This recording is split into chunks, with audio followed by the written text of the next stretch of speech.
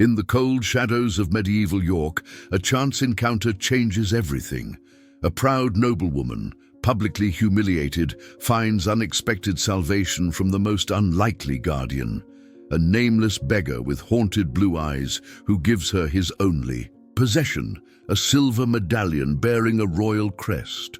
What begins as a simple act of kindness unravels a mystery 30 years in the making. Behind the beggar's ragged appearance and fractured memories lies a truth that could shake the very foundations of England's throne.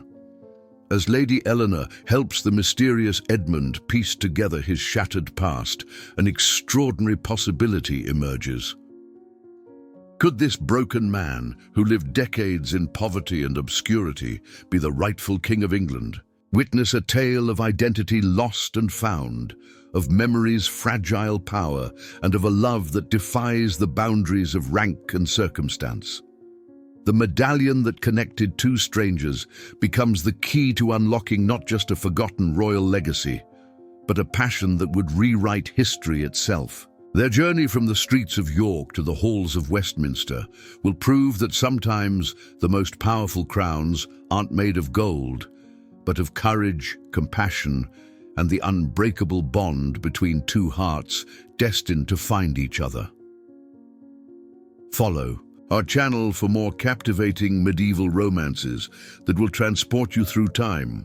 Like and comment below to tell us where you're watching from, and share which moment of this royal tale touched your heart the most.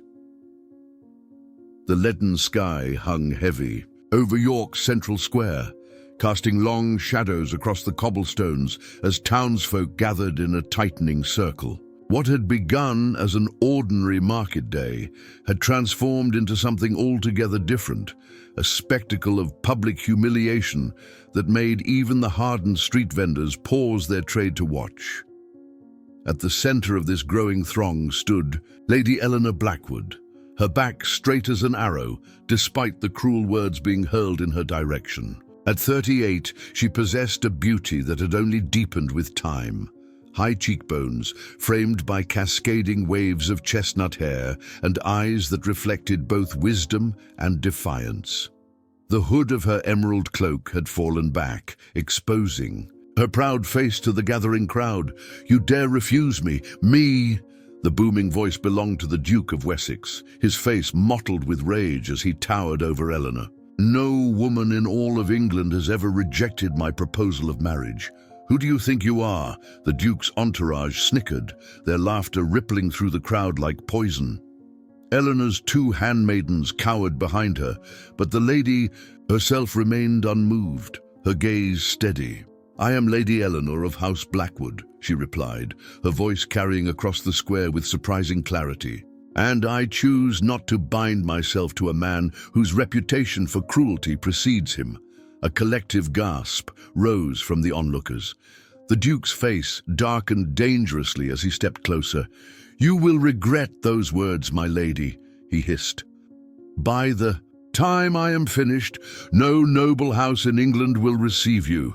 Your name will be mud, your families standing in ruins."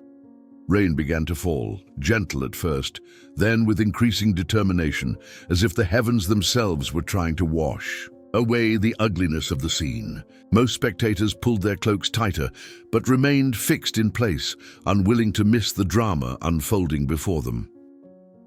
It was in this moment that a figure moved slowly through the crowd, a man dressed in tattered rags that might once have been fine clothing.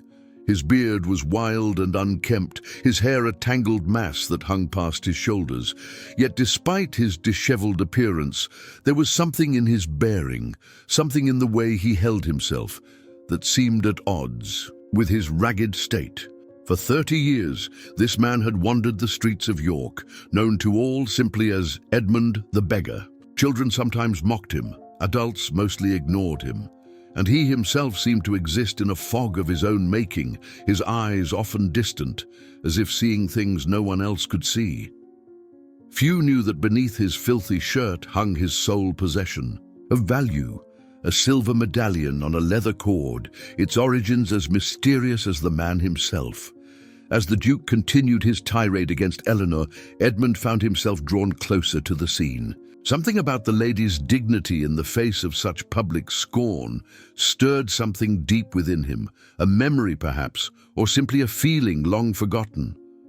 Without conscious thought, his hand moved to his neck, fingers brushing against the medallion he had kept hidden for as long as he could remember. The Duke grabbed Eleanor's wrist, his fingers digging cruelly into her flesh.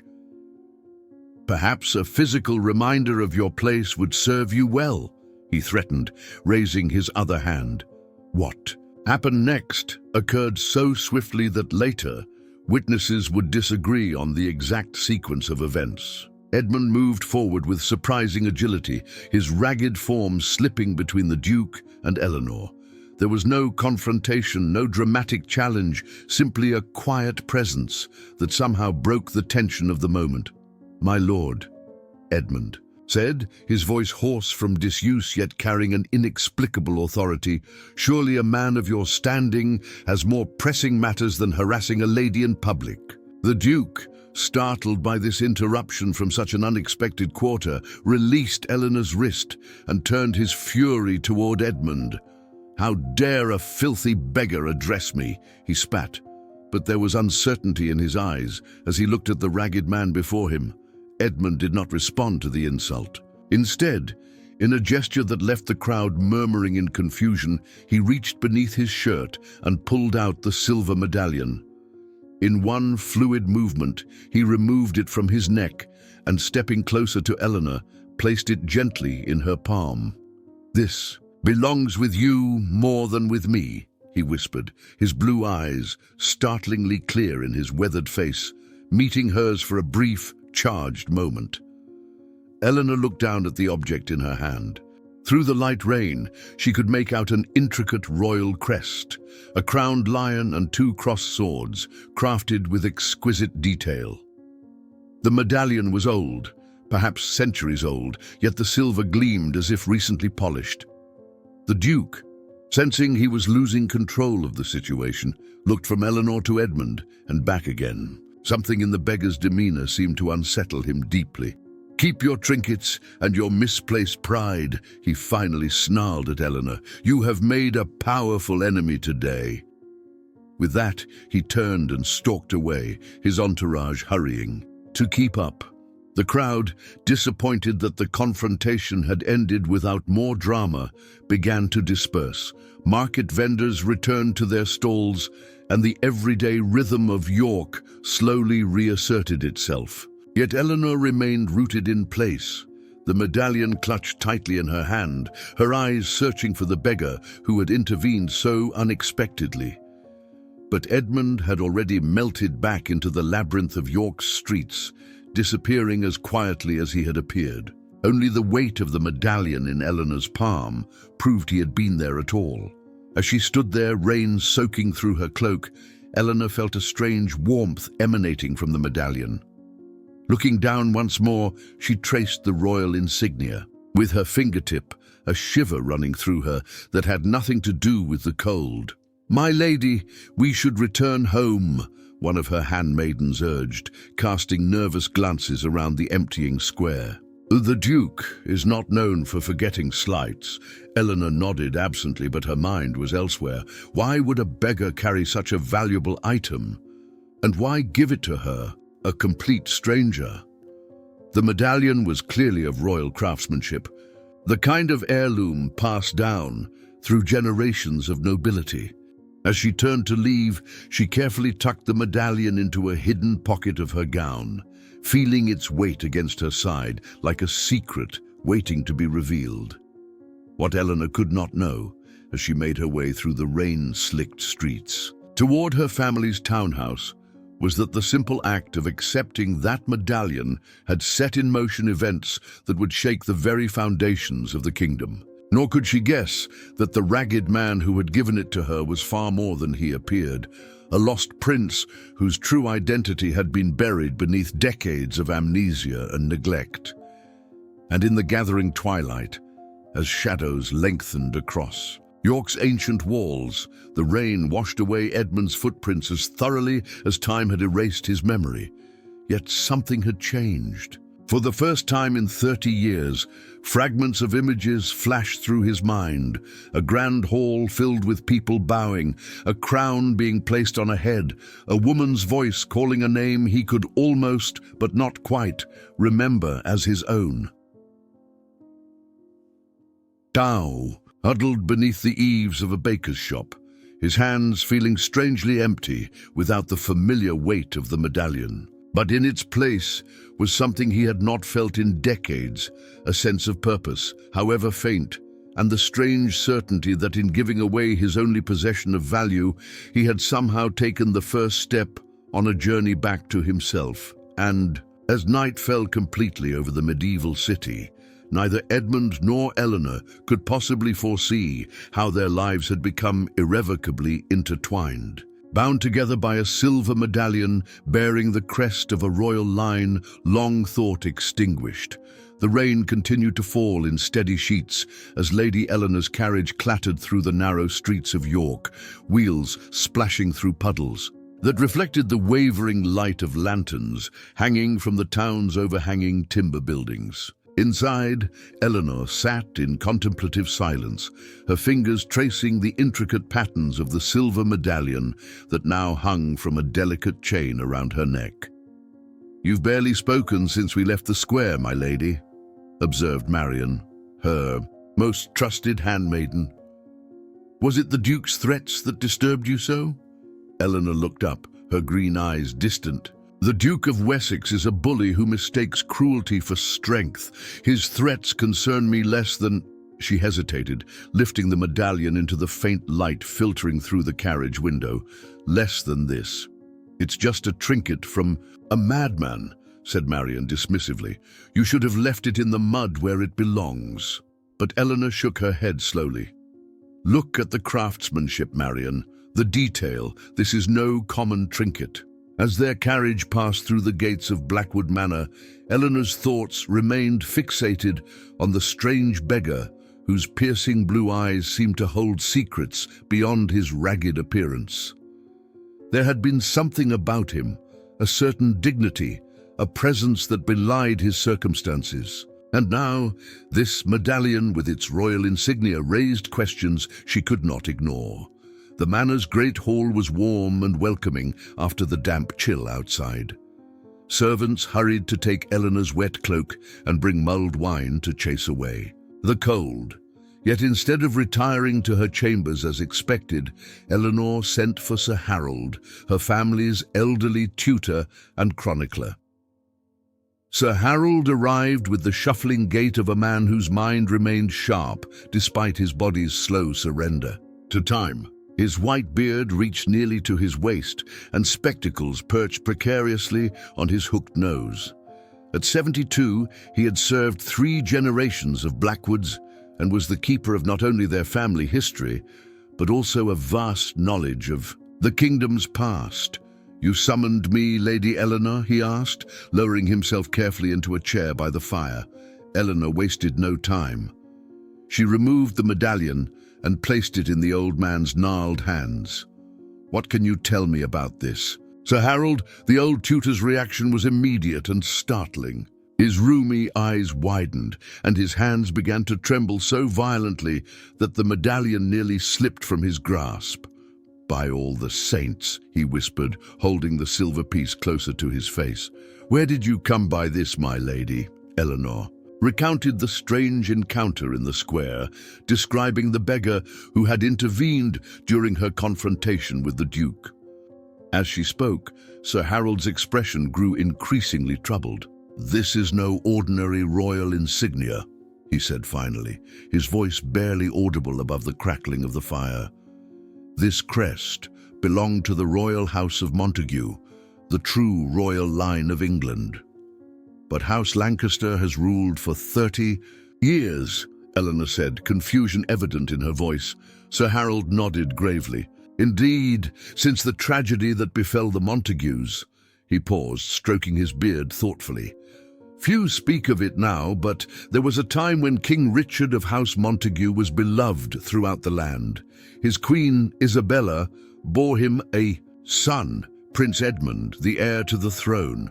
At the mention of the name, Eleanor felt a strange chill despite the warmth of the hall. Edmund. Yes, Sir Harold continued. When the prince was but 10 years old, tragedy struck. The royal barge capsized during a storm while crossing the river Avon. The queen and several courtiers perished. The young prince's body was never recovered, though all presumed him drowned. Sir Harold carefully turned the medallion over in his hands. In the chaos that followed, the king's cousin, Henry of Lancaster, seized the throne, claiming the royal line had ended. King Richard, mad with grief, was imprisoned in the tower where he died under suspicious circumstances. Eleanor's mind raced. Are you suggesting that this medallion belonged to the lost prince? That would make it over 30 years old. Yes, Sir Harold nodded. These medallions were given only to members of the royal family. They served as both identification and protection, a symbol that the bearer was under royal safeguard. A long silence filled the room as the implications of this revelation settled over them. The beggar who gave you this, Sir Harold finally said, his voice careful and measured. Describe him again. Eleanor closed her eyes, summoning the image of the man. Tall, despite his stooped posture. Perhaps 40 years of age, though it was difficult to tell beneath the dirt and beard. His eyes were blue, startlingly so, and there was something in the way he carried himself. Sir Harold's breath caught. The prince would be 40 now. The enormity of the possibility hung between them, too outlandish to voice aloud, yet too compelling to dismiss. I must find him again, Eleanor said suddenly, rising to her feet with newfound determination. Tomorrow, I will return to the square. My lady, Sir Harold cautioned, if what we suspect has any truth to it, you may be placing yourself in considerable danger. House Lancaster would not take kindly to rumors of a surviving Montague heir. Eleanor's chin lifted in the stubborn gesture that her household knew all too well. Then we shall proceed with discretion, but I cannot simply ignore this, Harold. If that man truly is... She couldn't bring herself to complete the sentence. That night, as wind and rain lashed against the manor's windows, Eleanor lay awake, the medallion clutched in her hand. She thought of the beggar, of Edmund, wandering, somewhere in the cold darkness, perhaps without memories of who he truly was, or the birthright that had been stolen from him. Miles away, in a humble shelter beneath the arches of an abandoned chapel, Edmund too lay sleepless. Since giving away the medallion, strange dreams had begun to plague him, vivid fragments that felt more like memories than imagination. A woman's face, beautiful and sad, reaching toward him as water closed over his head, a grand hall with banners bearing the same crest as the medallion, and a name whispered with love and fear. Edmund, my son, my prince. He woke with a start, his heart pounding. For the first time in decades, he felt a crack in the fog that had surrounded his mind for as long as he could remember. Something was changing. Memories stirring like creatures long dormant, now slowly awakening. And somehow, he knew the lady. With the proud eyes and gentle hands was the key to unlocking the mystery of his own forgotten life. Dawn broke reluctantly over York, the pale morning light struggling to pierce through lingering storm clouds. The previous day's rain had given way to a bone-chilling mist that clung to the ancient city like a shroud. Despite the forbidding weather, Lady Eleanor had risen before her household, dressing herself in a simple woolen gown of deep blue with a grey cloak that would draw less attention than her usual finery. "My lady, at least allow me to accompany you," pleaded Marian, her face creased with worry as she watched Eleanor fasten the medallion around her neck, concealing it beneath her bodice. "Your concern touches me, but I must go alone," Eleanor replied, her tone gentle but resolute. "A noblewoman with an entourage will attract notice. Today I am simply another townswoman about her business." Before departing, Eleanor sought out Sir Harold, who had spent much of the night poring over ancient chronicles and family records. "Be wary, my lady," the old tutor cautioned, his eyes red-rimmed from lack of sleep. "If this man truly is the lost prince, there are those who would kill to keep that secret buried." Eleanor nodded solemnly. "I shall exercise the utmost discretion. What else have you discovered?" Sir Harold sighed heavily. "Little of substance, I fear. The accounts of Prince Edmund's disappearance are suspiciously sparse. It seems House Lancaster was thorough in rewriting history after their ascension." With these sobering thoughts, Eleanor set out into the misty morning. The streets of York were beginning to stir, with early merchants setting up their stalls and servants drawing water from the public wells. She made her way to the central square, now transformed from the scene of yesterday's confrontation to the ordinary bustle of market day preparations. For hours, Eleanor wandered the vicinity, her eyes scanning the faces of beggars and vagrants who haunted the edges of the marketplace. There was no sign of Edmund. By midday, her feet ached and disappointment weighed heavily upon her heart. A distant bell tolled, drawing her attention to York Minster, its majestic towers rising above the city. On an impulse, Eleanor turned her steps toward the ancient cathedral, remembering how the religious houses often provided shelter to the destitute. The massive oak doors of the minster creaked as Eleanor pushed them open, stepping from the damp, cold into the hushed stillness within. The cathedral was nearly empty at this hour, with only a few figures kneeling in prayer among the forest of stone pillars. Shafts of colored light filtered through the stained glass windows, creating pools of ruby, sapphire, and emerald on the worn flagstones. Eleanor moved quietly through the nave, her eyes adjusting to the dimness. In a shadowed alcove near the north transept, she noticed a huddled figure. Drawing closer, her heart quickened its pace as she recognized the matted hair and ragged clothing of the man from the square.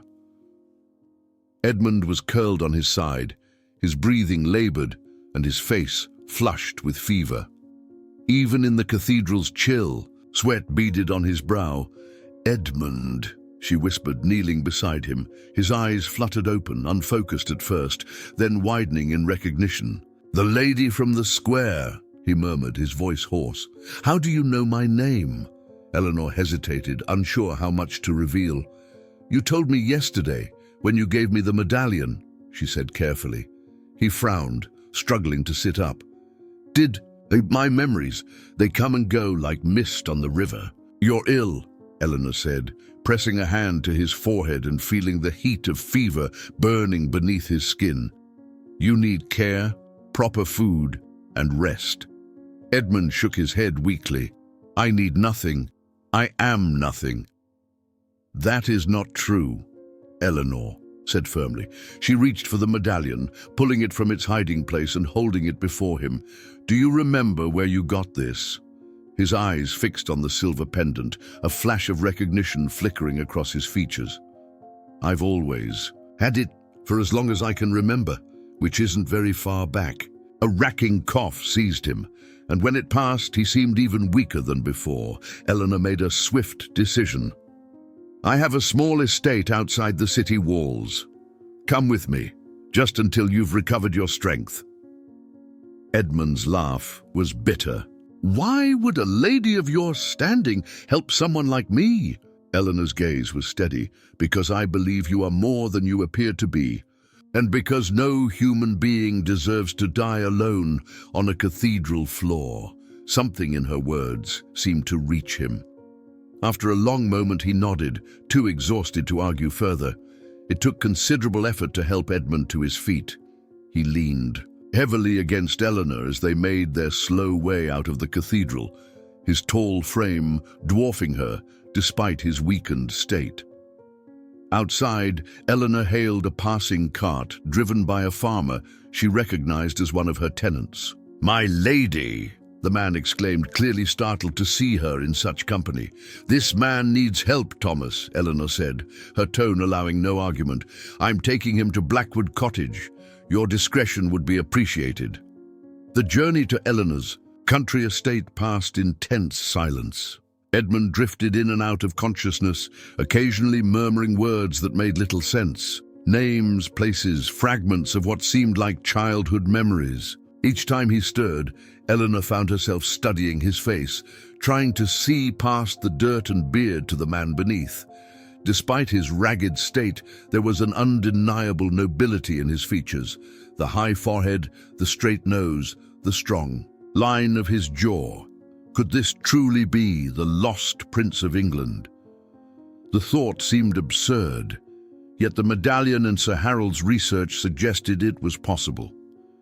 Blackwood Cottage was a modest but comfortable dwelling set amidst rolling meadows and ancient oak trees. Unlike the grandeur of the Blackwood Manor in York, the cottage served as a personal retreat for Eleanor, a place where she could escape the expectations and constraints of noble life. By the time they arrived, Edmund's condition had worsened. 2 servants helped carry him inside, exchanging bewildered glances at their mistress's unusual guest. Eleanor directed them to place him in the small but well-appointed guest chamber. "Bring clean water, linens, and my herb chest," she instructed the housekeeper, "and prepare a broth with plenty of garlic and onions."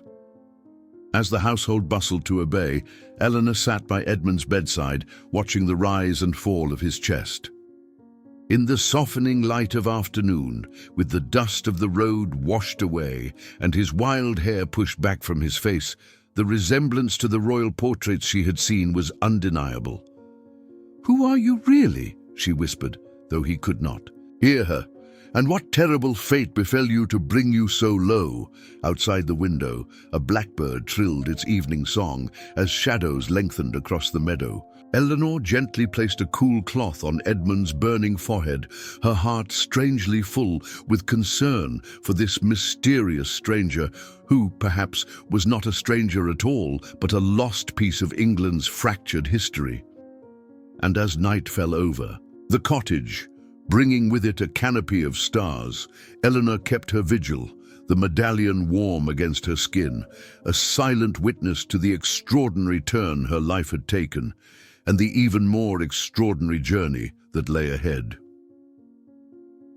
For 3 days and nights, Edmund's fever raged like a tempest. Eleanor barely left his side, applying cool compresses to his burning forehead and coaxing broth between his cracked lips whenever consciousness briefly returned to him. During his delirium, he spoke in fragmented whispers, disjointed pieces. "Of a life long forgotten, Mother. The water is so cold. Father, help me. They're watching, always watching." On the morning of the 4th day, Eleanor had dozed off in the chair beside his bed, her head resting awkwardly against the wooden frame. She awakened to the strange sensation of being observed and opened her eyes to find Edmund watching her, his gaze clear for the first time since their arrival at the cottage. "You're still here," he said, his voice hoarse but steady. "I thought perhaps I had dreamed you." Eleanor straightened, smoothing her rumpled gown. "How do you feel?" "Like a man who has died and somehow been granted another chance at life," he replied, attempting to sit up and wincing at the effort. "Why have you done this? Brought me to your home, tended my illness? I am nothing to you." Eleanor poured water from a pitcher into a cup and held it to his lips. "Perhaps I saw something in you worth saving." As Edmund drank gratefully, Eleanor studied him in the clear morning light. With the grime of the streets washed away and his beard trimmed by her own hand during his fever, the transformation was remarkable. The man before her bore little resemblance to the beggar from York Square. His features, though still gaunt, showed a refined handsomeness that no amount of hardship had been able to erase. "Your fever has broken, but you remain weak," she said, setting the cup aside. "You must rest and regain your strength." Edmund's eyes, startlingly blue against his weathered skin, held her gaze. "You know something about me that I myself do not," he said suddenly. "I can see it in the way you look at me, as if you're searching for someone else behind my face." Eleanor hesitated, her hand unconsciously moving to the medallion that hung around her neck. "What do you remember of your life before the streets of York?" A shadow passed over his features. "Very little. Fragments only. I recall water, cold and violent, pain, darkness, then nothing until I found myself wandering the streets, nameless and forgotten." He paused, his brow furrowing. "But since I gave you that medallion, dreams have come, vivid dreams that feel more like memories trying to surface." Eleanor made a decision. Rising from her chair, she moved to a small writing desk in the corner of the room and retrieved a leather-bound book. Returning to Edmund's bedside, she opened it to reveal a carefully drawn family tree. "This arrived yesterday from Sir Harold, my family's tutor and historian," she explained. "It traces the lineage of the House of Montague, the royal family that ruled England until 30 years ago." Edmund's expression remained puzzled as he studied the intricate lines connecting names and dates. Eleanor turned the page to reveal a detailed sketch of a royal portrait. "This is King Richard of House Montague," she said quietly, "and beside him, Queen Isabella. Below them is their only son, Prince Edmund, who was lost in a tragic accident on the River Avon at the age of 10. His body was never recovered." Edmund stared at the portrait, his face draining of color. The resemblance between the young princes' features and his own was undeniable, despite the passage of 3 decades. "This is madness," he whispered, looking away from the page. "You cannot possibly believe that I—" "The medallion you carried," Eleanor continued gently, "bears the royal crest of House Montague. Such medallions were given only to members of the royal family." She removed it from her neck and placed it in his trembling hand. "And your name is Edmund." "A common enough name," he protested weakly. "Perhaps. But combined with your age, your appearance, and this royal heirloom that you've kept all these years without knowing why." Eleanor's voice softened. "I believe you are Prince Edmund, rightful heir to the throne of England." Edmund closed his eyes, his fingers tightening around the medallion until the edges bit into his palm. When he opened them again, there was fear mingled with a desperate longing. "Even if what you suggest were true, and I cannot bring myself to believe it is, what would it matter now? 30 years have passed. I am a broken man with no memory, no proof beyond this trinket, and no desire for power or position." Eleanor took his hand, her touch gentle but insistent. "If you are indeed the lost prince, then you are the rightful king. House Lancaster's claim to the throne has always been tenuous at best, built upon the convenient disappearance of a child and the suspicious death of a grieving father." A long silence stretched between them, broken only by the distant call of a moorhen across the meadow outside. Finally, Edmund spoke, his voice barely above a whisper. "There was a song in my dreams, a lullaby. A woman's voice singing about silver stars and golden crowns." His eyes met Eleanor's, vulnerable and searching. "Was that real? Was that my mother?" Eleanor felt tears pricking at her eyes. Queen Isabella was known for her beautiful singing voice. It was said she composed lullabies for her son that only the two of them shared. Edmund's breath caught, and he closed his eyes again, a single tear tracking down his cheek. "I remember the water closing over my head," he said slowly, as if pulling each word from a great depth. "The current was so strong, I couldn't breathe, couldn't fight it. And then, darkness. When I awoke, I was miles downriver, half dead, with no memory except my first name and this medallion clutched in my hand." He opened his eyes, looking at Eleanor with a mixture of wonder and terror. "All these years, living as a ghost while another man sits on my father's throne." Eleanor squeezed his hand. "You survived for a reason, Edmund. Perhaps this is why, this moment, this truth coming to light after so long." A new determination seemed to straighten Edmund's shoulders. If what you believe is true, if I am indeed this lost prince, then I need to remember all of it, not just fragments and dreams. And you will, Eleanor assured him, her heart swelling with an emotion she dared not name. With time and peace, the memories may return.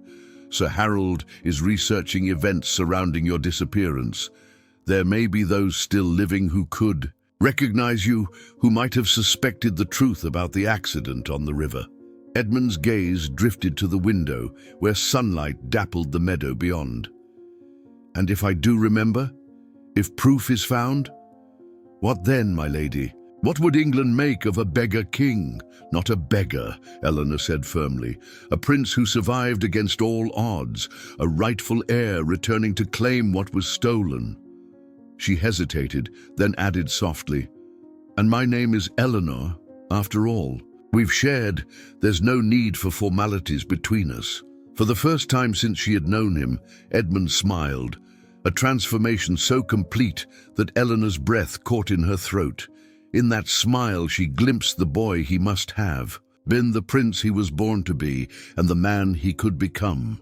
"Eleanor," he said, her name a warm caress on his lips, "I cannot promise to be the king you believe I am, but I promise to seek the truth, whatever it may be."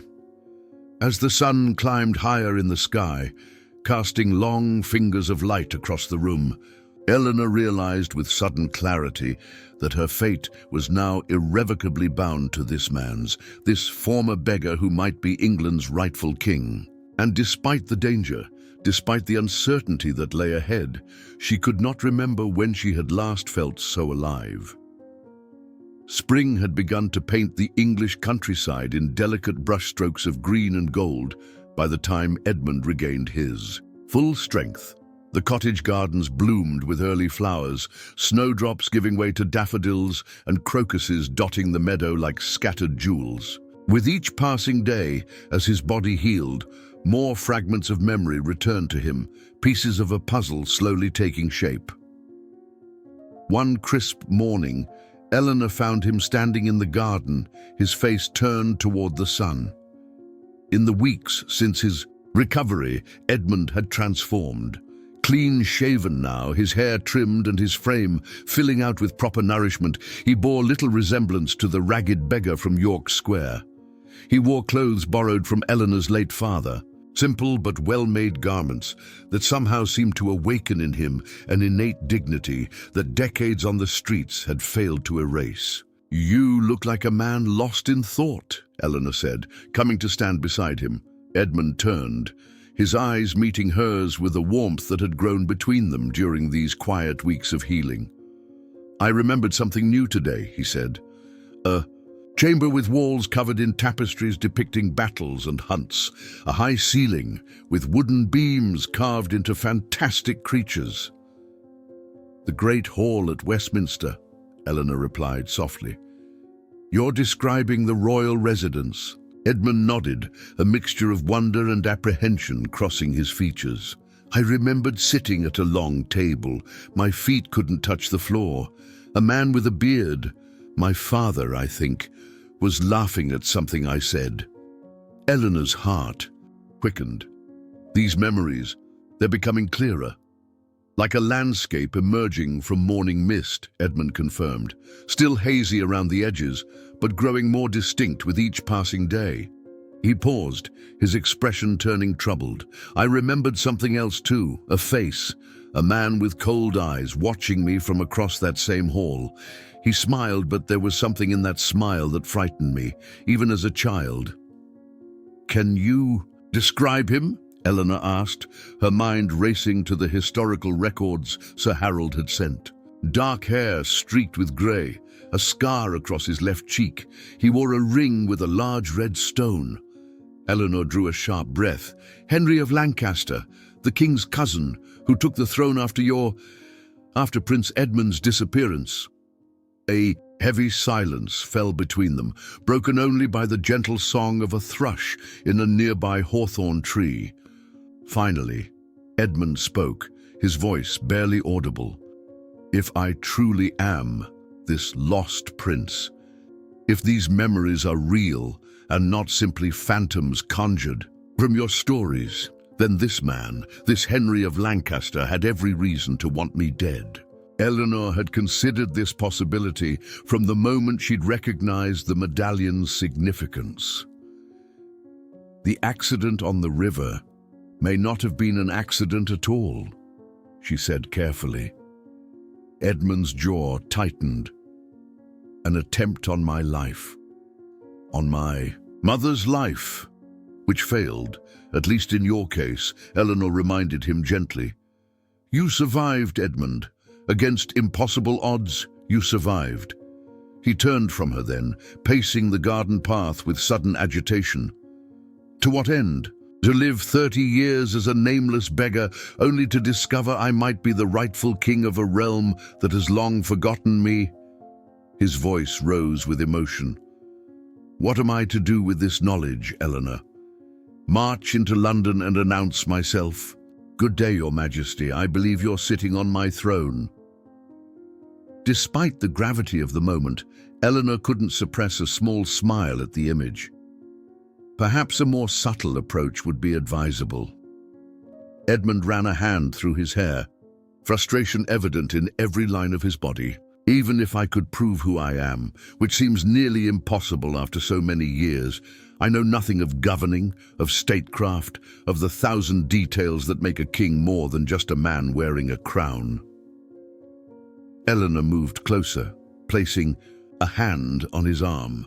The touch was meant to be reassuring, but a current passed between them that had nothing to do with politics or lost thrones. You would not be alone, Edmund. His eyes softened as they met hers, and for a moment the weight of history and obligation seemed to lift from his shoulders. No, he said quietly.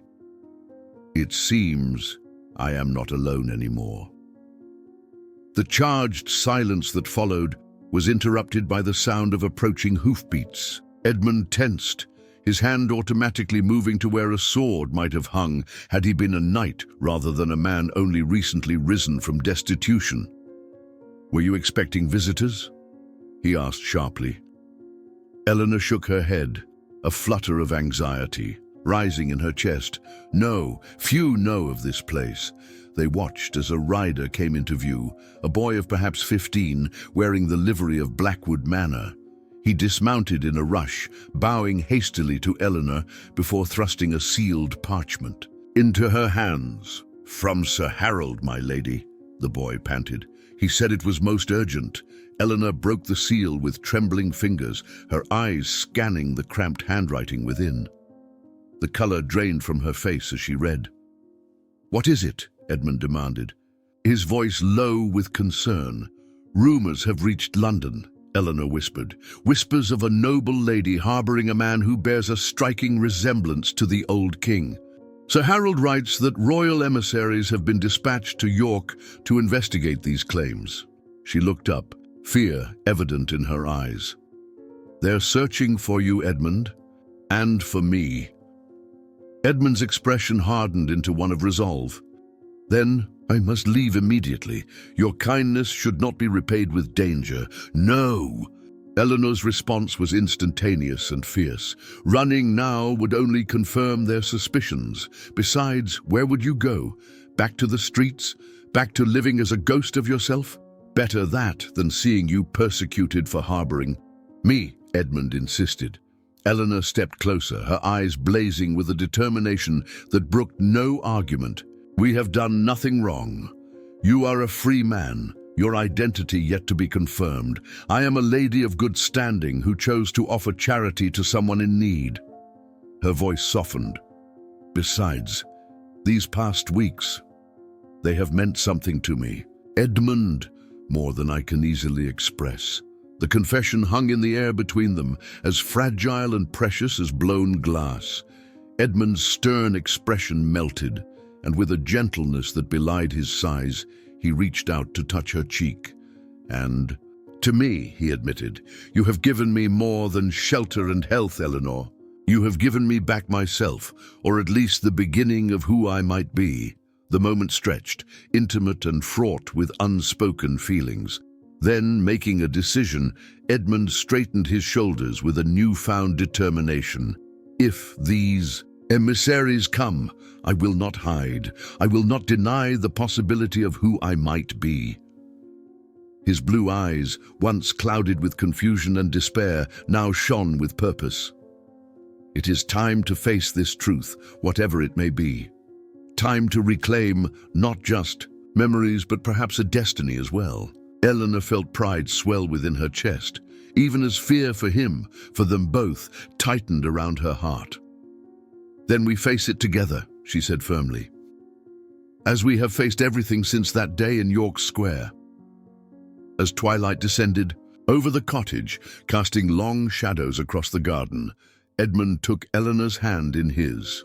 The touch was tentative at first, then firmer as she intertwined her fingers with his. No words were spoken, but in that simple gesture lay a promise that whatever storms approached, they would weather them side by side. From a distant tower, a bell tolled the evening hour, its sound carrying across the peaceful countryside that might soon become the stage for a drama 3 decades in the making. The possible return of a prince long thought dead, and with him the reawakening of an ancient claim to England's throne. The royal emissaries arrived at Blackwood Cottage 3 days later, a small but imposing contingent of 6 men on horseback, their tabards bearing the red and gold crest of House Lancaster. At their head rode Lord Bartholomew Weston, a thin, hawkish man with calculating eyes who served as the king's chief advisor. Eleanor and Edmund watched their approach from the cottage window, an uneasy silence between them. In anticipation of this moment, Edmund had donned the finest clothes available to him, a deep blue tunic that accentuated his eyes, and a cloak fastened with a silver brooch that Eleanor had pressed upon him that morning. "Remember," Eleanor said softly, "admit nothing, deny nothing, let them draw their own conclusions." Edmund nodded, the medallion now hanging openly around his neck. "And if they ask to take me to London?" "Then I shall accompany you," Eleanor replied, without hesitation. Her hand found his, squeezing briefly before they moved to the door to greet their visitors. Lord Weston dismounted with the fluid grace of a man accustomed to power. His gaze swept over Eleanor with perfunctory courtesy before fixing on Edmund with undisguised scrutiny. "Lady Eleanor Blackwood," he said, offering a shallow bow. "The king sends his greetings and requests the pleasure of your company and that of your guest at Westminster Palace at your earliest convenience." The careful phrasing did not disguise the fact that this was a royal summons, not an invitation. "We are honored by His Majesty's interest," Eleanor replied smoothly. "May I inquire as to the nature of this royal audience?" Lord Weston's thin lips curved into what might generously be called a smile. "His Majesty has heard intriguing reports about your companion, reports that, if true, would be of great significance to the realm." His gaze shifted to the medallion at Edmund's throat, a flash of recognition crossing his features. "That is a most unusual ornament, sir. May I ask how it came into your possession?" Edmund met the Lord's gaze steadily. "I have carried it for as long as I can remember," he answered truthfully. "Indeed." Lord Weston's eyebrow arched. "And how long might that be?" "My memories begin some 30 years ago," Edmund said, his voice gaining strength with each word. "Everything before that remains elusive." A tense silence followed, broken only by the soft nickering of horses in the yard. Finally, Lord Weston inclined his head. "The king is most eager to speak with you. Both. We shall depart for London tomorrow at first light. I trust you will be ready." With that, the emissaries withdrew to make camp in the meadow beyond the cottage gardens, leaving Eleanor and Edmund to prepare for a journey neither had anticipated making so soon. That night, as they packed what few possessions they would need, Edmund seemed withdrawn, his earlier resolve replaced by a quiet apprehension. "What troubles you?" Eleanor asked, folding a woolen cloak and placing it in her travel chest. Edmund looked up from the dagger he had been absently turning in his hands, another loan from Eleanor's father's belongings. "I dreamt of him last night. King Henry. I saw his face as clearly as I see yours now." He set the dagger down with deliberate care. "He was the man with the cold smile from my childhood memories, the man who watched me from across the great hall with eyes that wished me gone." Eleanor moved to his side, her hand resting lightly on his shoulder. "What happens when I stand before him tomorrow? Will he recognize in me the boy he sought to destroy? And if he does—" "He would not dare harm you in the open," Eleanor assured him, though uncertainty clouded her own heart.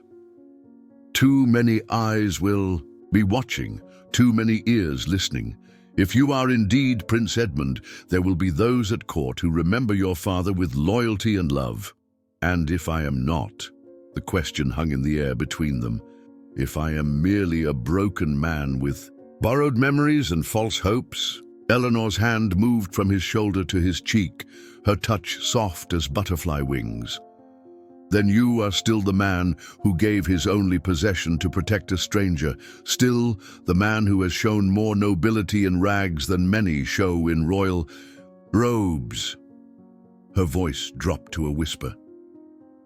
"Still the man who has claimed a place in my heart that no other has ever touched."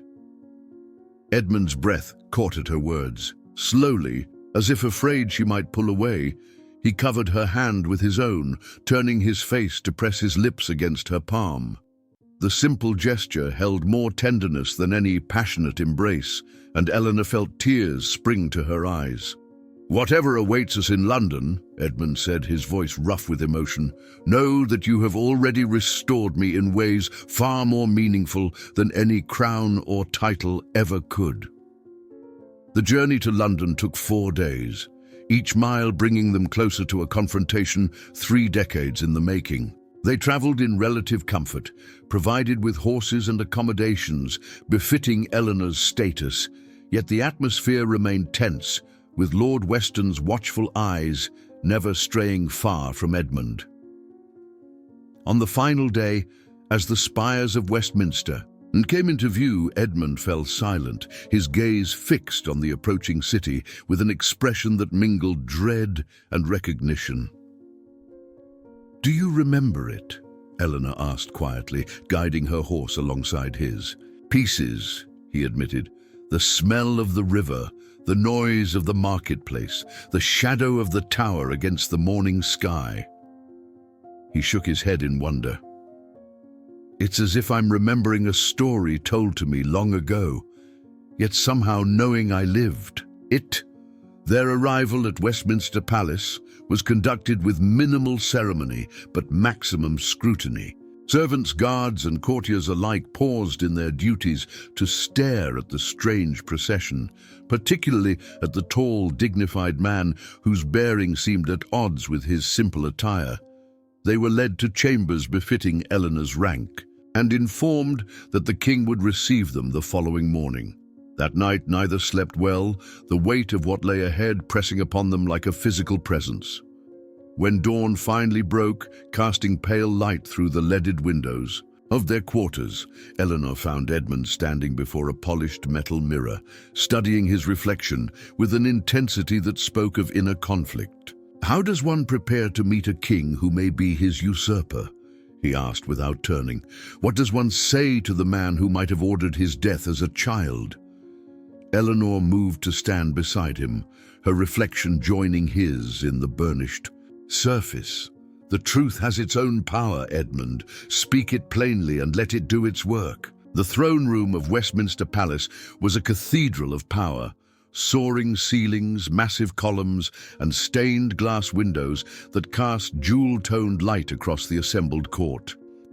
At the far end, upon a dais of carved oak, sat King Henry of Lancaster, his once powerful frame now bent with age and illness. Despite his physical decline, the king's eyes remained sharp as they followed Edmund's progress down the central aisle. Beside the throne stood a younger man, Prince Richard, the heir apparent, whose features carried the same coldness that Edmund had described in his recovered memories of the father. Eleanor walked half a step behind Edmund, her head held high, despite the whispers that followed them like rustling leaves. When they reached the dais, both knelt as protocol demanded. "Rise!" the king commanded, his voice surprisingly strong for one so visibly weakened by time. "So this is the man who has set my court abuzz with speculation." Edmund stood, meeting the king's gaze without defiance, but without subservience either. "I come seeking truth, your majesty, not conflict." King Henry leaned forward, studying Edmund's face with narrowed eyes. "They say you bear the royal medallion of House Montague. Show me." Edmund removed the silver pendant from his neck and, stepping forward, placed it in the king's outstretched hand. A murmur swept through the court as the king turned the medallion over, his expression unreadable. "This belonged to Prince Edmund," the king said finally. "The boy was wearing it when the royal barge capsized." His gaze sharpened. "How came you by it?" "It has been in my possession for as long as my memory serves me," Edmund replied. "I awoke on the banks of the Avon 3 decades ago with no recollection of who I was or how I came to be there. This medallion was clutched in my hand." The court's murmurs grew louder. King Henry raised a hand for silence, his expression darkening.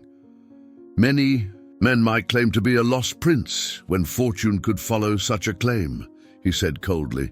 "What proof have you beyond this trinket, which might have been stolen from the river that day?" It was Eleanor who stepped forward then, her voice clear and steady.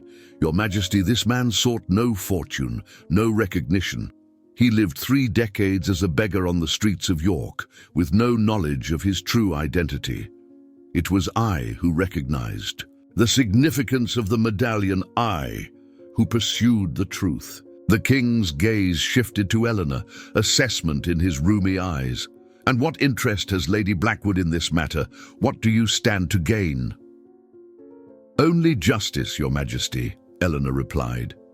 "Only truth." A tense silence fell over the throne room. Then, with a suddenness that startled the court, the king rose from his throne, leaning heavily on a carved staff. "Come closer," he commanded Edmund. "Let me look upon your face in better light." Edmund obeyed, climbing the 3 steps to the dais to stand before the king. Up close, the monarch's face was a map of age and worry, yet his eyes remained keen as they searched Edmund's features. "If you are truly Edmund of House Montague," the king said, his voice dropping so that only those nearest could hear, "there is one thing you would know, one thing that only the prince and his mother shared." A strange emotion flickered across the old man's face, something almost like fear. "The queen sang a lullaby to her son each night, a song of her own composing. No court musician ever learned it. No record of it exists." The king's challenge hung in the air, a test that seemed impossible to pass. Edmund closed his eyes, searching the fragments of memory that had been returning to him. For a long moment, silence reigned. Then, softly at first, then with growing confidence, Edmund began to sing, a simple, haunting melody with words about silver stars watching over sleeping princes and golden crowns made of dreams and promises. The effect on the king was immediate and shocking. He staggered backward, clutching at his chest as if struck. Prince Richard rushed to his father's side, but the king waved him away, his gaze never leaving Edmund's face. "Only my cousin's son would know that song," he whispered, his voice breaking. "Only the true prince." And then, in a gesture that sent shockwaves through the assembled court, King Henry of Lancaster slowly, painfully, lowered himself to one knee before Edmund. "My king," he said, tears streaming down his wizened face. "Forgive an old man who thought you dead. Forgive me." Chaos erupted in the throne room. Prince Richard stood frozen in disbelief, his face a mask of shock and dawning horror as his father knelt before the man who threatened everything he had been raised to inherit. Courtiers gasped and whispered, some falling to their knees in confusion, others backing away, as if witnessing something profane. "Father!" Prince Richard finally broke from his stupor, grasping the king's arm. "This is madness. Rise at once. You are the king." But Henry of Lancaster remained on his knee, his weathered face streaming with tears as he gazed up at Edmund. "I did not know," he whispered. The words meant only for Edmund's ears. "I believed you drowned. I swear it on my immortal soul." Edmund, overwhelmed by the sudden reversal, found himself helping the elderly king back to his feet. "Please," he said, supporting the frail man, "there is no need for this." The king clutched Edmund's arm with surprising strength. "There is every need," he insisted.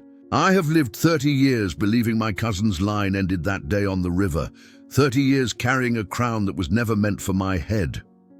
Lord Weston stepped forward, his face ashen. "Your Majesty, I urge caution. We have only this man's word, a melody that might have been learned elsewhere. Silence!" The king's voice cracked like a whip. "I would know my own blood, Weston. Look at him, truly look. He has Richard's eyes, Isabella's bearing." He turned to the stunned court. "This is Edmund of House Montague, rightful King of England." Guards shifted uncomfortably, courtiers exchanged bewildered glances, and Prince Richard's face darkened with fury. Eleanor stood perfectly still amid the tumult, her eyes never leaving Edmund's face as he confronted a destiny neither of them had truly believed possible until this moment. The following days passed in a whirlwind of revelations and transformations. Edmund was moved to royal apartments, provided with clothing befitting his station, and surrounded by servants who treated him with reverent deference. The king ordered celebrations throughout London, heralding the miraculous return of the lost prince. Yet amid the pageantry and proclamations, discord simmered beneath the surface. Prince Richard disappeared from court, retreating to his country estate with a cadre of loyal supporters. Rumors spread of secret meetings, of nobles divided in their loyalties, of potential challenge to Edmund's claim. 7 days after Edmund's recognition, Eleanor found him alone in the palace gardens, standing beside a fountain whose design he had described in one of his recovered memories, 4 bronze dolphins spouting water into a marble basin. "It was here my mother taught me to float paper boats," he said without turning, sensing Eleanor's presence. "She would write wishes on them, little prayers for my future." A sad smile touched his lips. None of those wishes included spending 30 years as a beggar. Eleanor moved to stand beside him, close enough that their shoulders nearly touched. "How much more do you remember now?" "More each day," Edmund admitted. "Faces, names, moments long buried. This morning I recalled my 10th birthday celebration, the last before—" He trailed off, then squared his shoulders. "Before someone tried to ensure I would never reach my 11th. Eleanor's eyes widened. "You remember the accident?" Edmund nodded grimly. "It was no accident. As our barge approached the midpoint of the river, I saw a man give a signal. Suddenly masked figures appeared from below deck. My mother pushed me toward the rail, screaming for me to jump. I hesitated, terrified. Then someone, one of the attackers, struck her." His voice broke. "I saw her fall. There was so much blood. I leapt into the river then, not to save myself, but to reach her somehow. The current pulled me under immediately." "Do you know who ordered it?" Eleanor asked, though she suspected the answer. "I have my suspicions." Edmund's expression hardened. "But the king, Henry, seems genuinely shocked by my survival. He has been forthcoming, answering all my questions, sharing all records of that time." He sighed heavily. "I believe he was as much a pawn as I was, elevated to a throne he never expected to claim, told a story of tragedy that he had no reason and to doubt." Eleanor studied his face, noting the new lines of worry etched there. "The court expects an announcement soon." About the succession.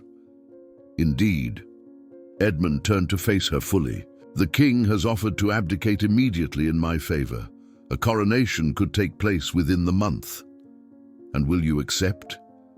The question hung between them, laden with implications that extended far beyond the matter of a crown. Edmund took her hands in his expression troubled.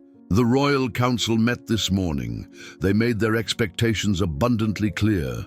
If I am to take the throne, I must secure the succession immediately. They have already prepared a list of suitable foreign princesses whose marriage would strengthen England's alliances. Eleanor fought to keep her expression neutral, though her heart constricted painfully in her chest. "Of course," she said, attempting to withdraw her hands. "It is the way of kings." But Edmund held fast, refusing to let her go. "I told them no." The simple statement hung in the air between them. Eleanor blinked in confusion. "What do you mean?" "I told them that if I am to be king, I will choose my own queen." Edmund's blue eyes, once clouded by lost memories, now shone with absolute certainty.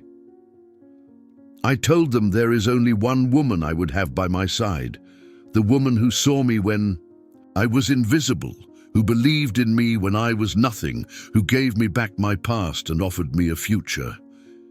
Eleanor's breath caught in her throat. "Edmund, I spent 30 years with nothing," he continued, his voice gaining strength. "No memories, no identity, no purpose. The only constant was emptiness. Then you found me, Eleanor. You didn't just help me remember who I was, you showed me who I could be." A single tear traced its way down Eleanor's cheek. "The council will never approve. I bring no international alliance, no strategic advantage. Yet you bring everything that matters," Edmund countered. "Courage, wisdom, compassion, faith." His grip on her hands tightened. "Love." The word, so simple yet so profound, seemed to hang in the air between them like a tangible thing. Eleanor felt a warmth spreading through her chest, a certainty to match his own. "Is that what this is?" she whispered. "Love?" In answer, Edmund released her hands only to cup her face gently between his palms. "I may have lost 30 years of my life," he said softly, "but I refuse to lose another moment of happiness. I love you, Eleanor Blackwood. If accepting the crown means giving you up, then the throne of England can remain with House Lancaster." Before Eleanor could respond, a commotion at the garden entrance drew their attention. The king approached, leaning heavily on his staff, accompanied by several members of the royal council. Their expressions ranged from solemn to openly disapproving as they took in the intimate tableau before them. "Cousin," King Henry said, addressing Edmund with the familial term he had adopted since the revelation, "the council requires your answer regarding the succession and regarding the proposed marriage alliances." Edmund straightened, his hand finding Eleanor's and holding it firmly as he faced the assembled dignitaries. "My answer remains unchanged. Your Majesty, I will accept the crown that is my birthright, but I will not accept a political marriage. My heart and hand are already pledged." Lord Weston stepped forward, his thin face contorted with barely contained outrage. "This is unprecedented. Lady Blackwood, while of noble birth, brings no strategic advantage to the realm. The Princess of Aragon awaits your response, as does the Duke's daughter from Burgundy. The match would secure England's position. Enough!" Edmund's voice, though not raised, carried the unmistakable weight of command. "I did not survive 30 years of exile, of loss, of emptiness, to live the remainder of my days in a marriage of convenience.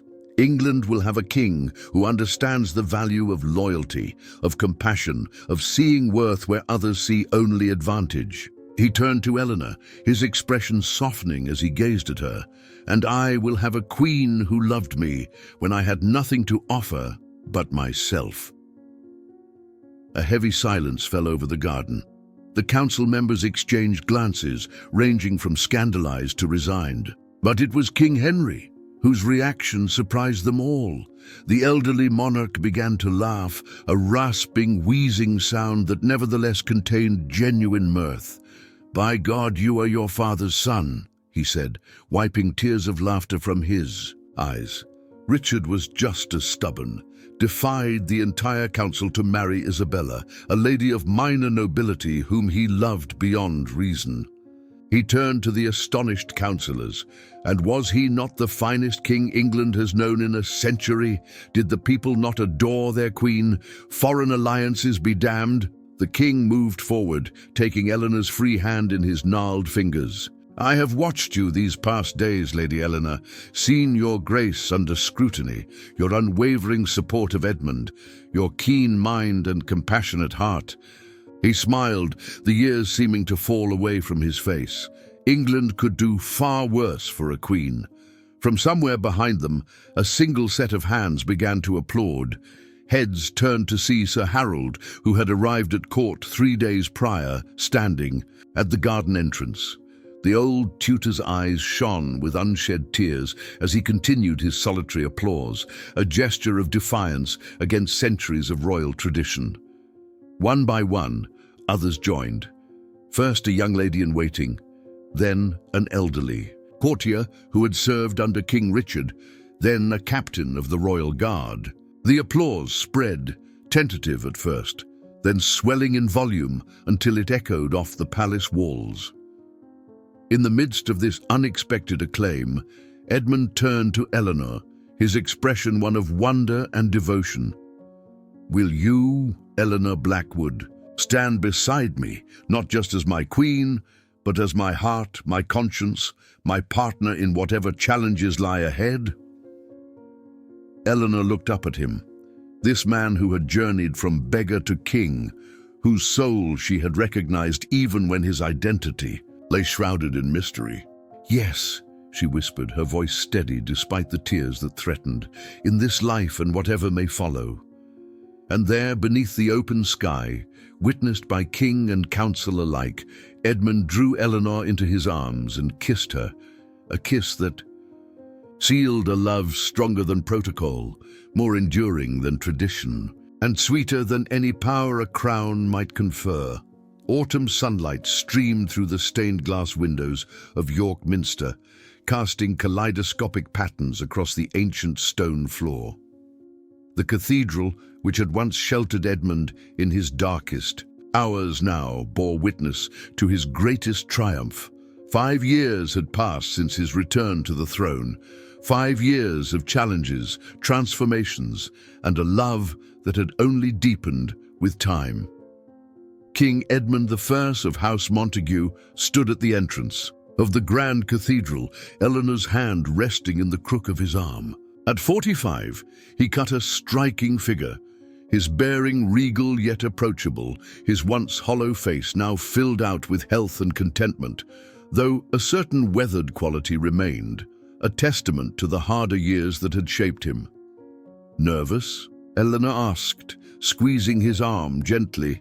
At 43, she had grown only more beautiful in Edmund's eyes, her chestnut hair now threaded with the occasional silver strand, her green eyes still bright with intelligence and warmth. "Strangely, yes," Edmund admitted with a soft laugh, "more than I was at my own coronation."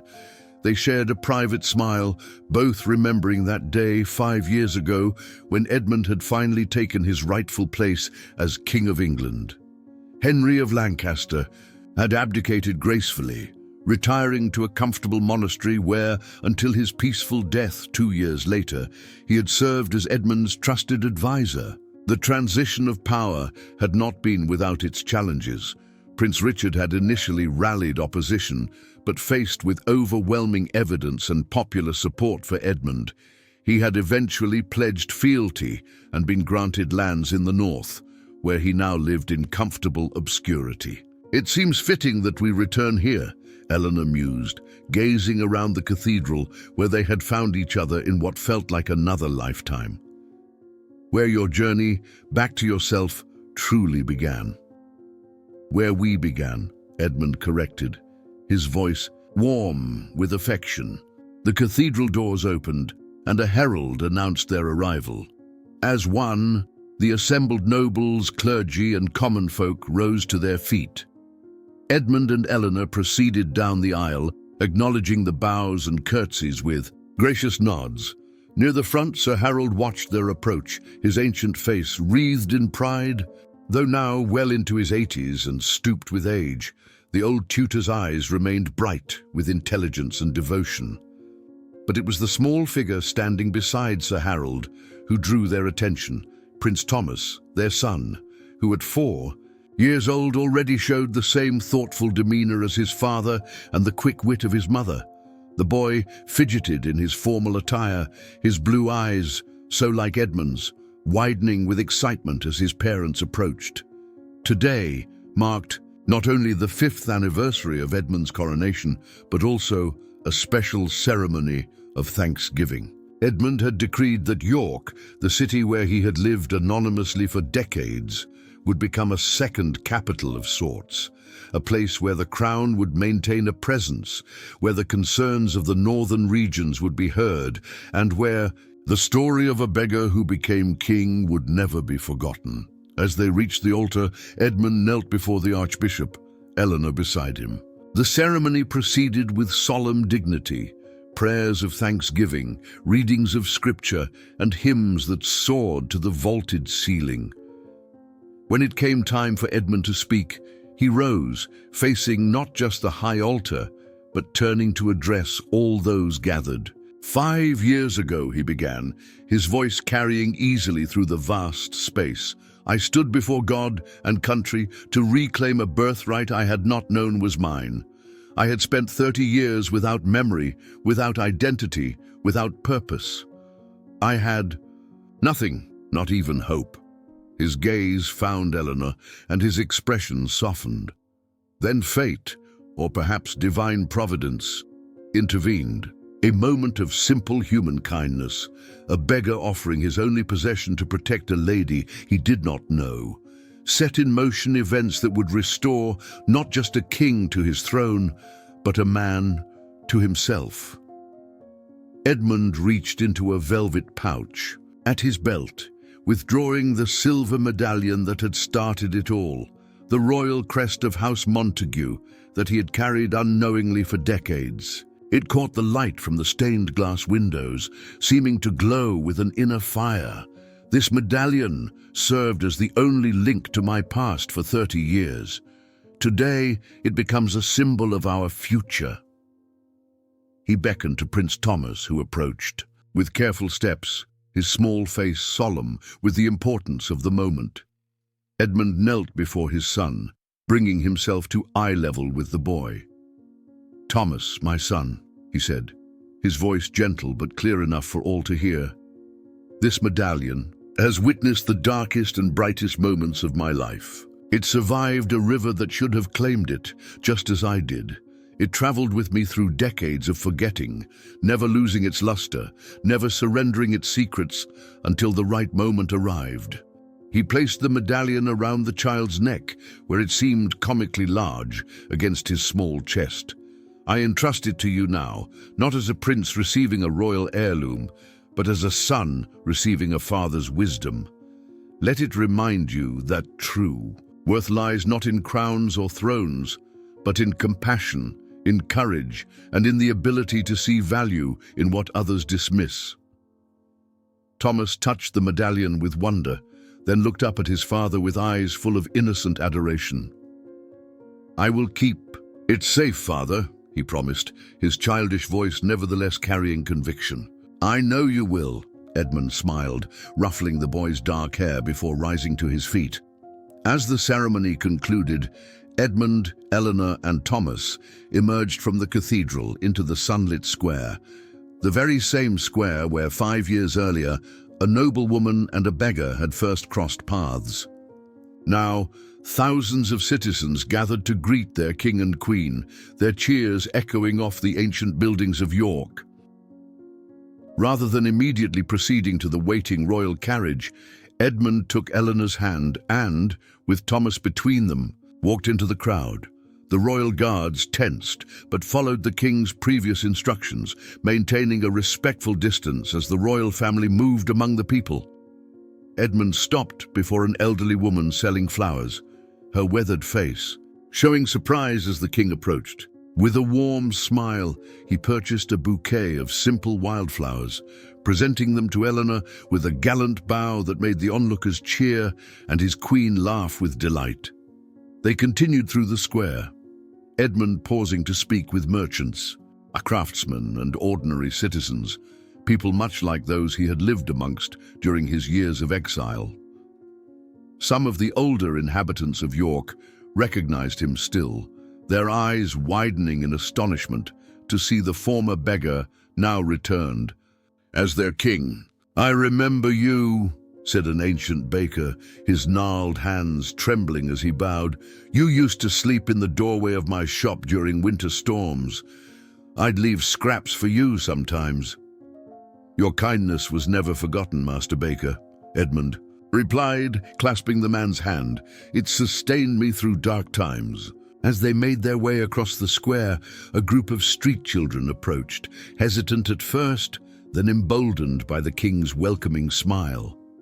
One small girl, perhaps 6 years old, darted forward with a dandelion she had plucked from between the cobblestones. "For you, Your Majesty," she said, offering the humble weed with a curtsy that nearly toppled her. Edmund accepted the gift with the same reverence he would show a priceless jewel, tucking it into his doublet as Thomas watched with fascination. "The most sincere gifts often come from the humblest hands," he told his son quietly. By the time they reached the royal carriage, the crowds were pressing close, not with the frantic energy of those seeking to touch greatness, but with the warm enthusiasm of people who saw in their king a reflection of themselves, of struggles endured, of hardships overcome, of dignity preserved against all odds. As the carriage began its journey back to the palace, Eleanor leaned against Edmund's shoulder, watching as Thomas dozed off between them, the medallion still clutched in his small hand. 5 years, she mused. Sometimes it feels like a lifetime, and sometimes like the blink of an eye. Edmund's arm tightened around her shoulders.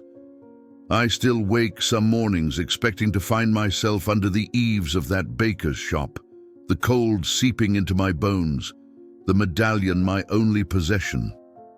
"And instead," Eleanor prompted, though she knew the answer. Edmund pressed a kiss to her temple, his voice warm with contentment. "Instead, I find you beside me, our son sleeping in the next chamber, and the knowledge that I am exactly where I am meant to be."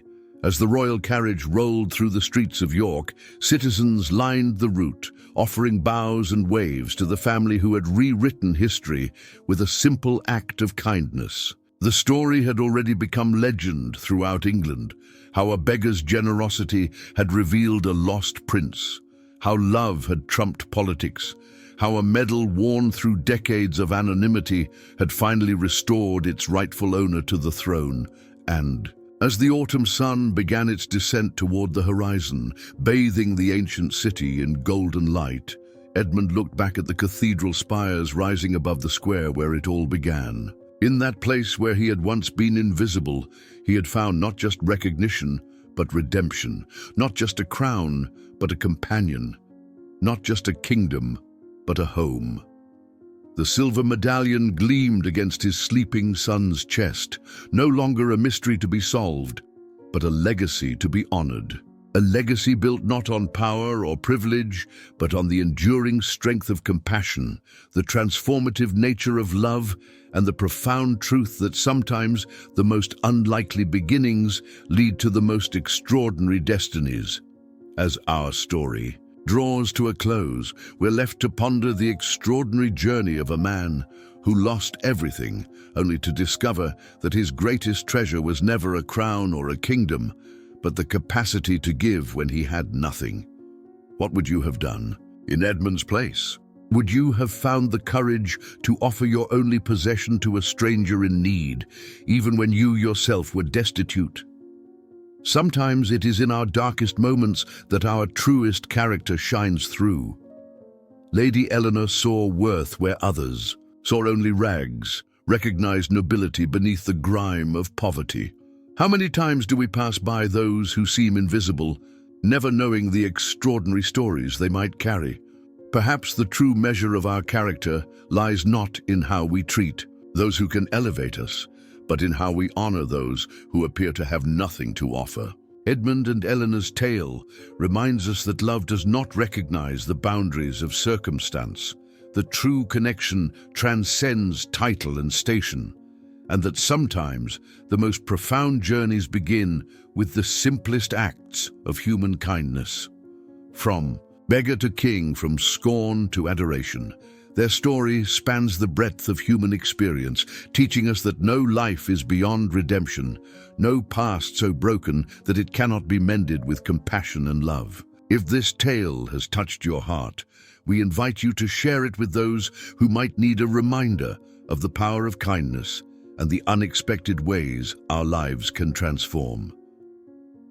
Follow our channel for more stories that stir the soul, like this video, to help others discover it, and share your thoughts in the comments below. After all, every great story deserves to be told, and every act of sharing creates a ripple of inspiration that, like Edmund's medallion, might one day change a life in ways we could never imagine.